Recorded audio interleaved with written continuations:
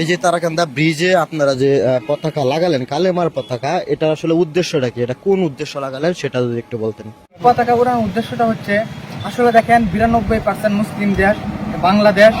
এই দেশে আমরা দেখি যে যখন ফুটবল খেলার সময় আসে, এই বিশ্বকাপকে কেন্দ্র করে এই 92% মুসলমানের দেশে আর্জেন্টিনার, ব্রাজিল সহ বিশ্বের বিভিন্ন বিধর্মীদের দেশের পতাকা বাংলাদেশের আনাচে কানাচে, ছাদে, রাস্তাঘাটে উড়ানো হয়। কিন্তু বড় দুঃখজনক হলেও বাস্তবতা এটাই, 92% মুসলমানের দেশে মুসলিম যুব সমাজ তারা নিজেদের সংস্কৃতি, নিজেদের যে কালিমা আছে, আমাদের তাওহীদের যে বাণী কালিমা, এটার প্রতি কারো মহব্বত নেই।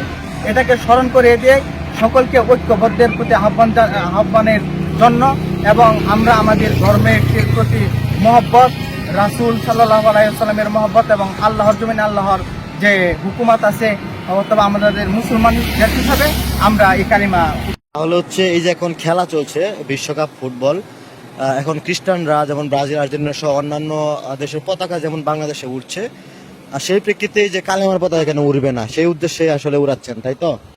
আমাদের ইসলামী আন্দোলন বাংলাদেশ অর্থাৎ শিক্ষার চরমনাই হুজুর সহ আমাদের অন্যান্য নেতৃবৃন্দরাও বিভিন্ন জায়গাতে পতাকা উত্তোলন করেছেন এবং এটার জন্য আমাদের উদ্বুদ্ধ করা হয়েছে।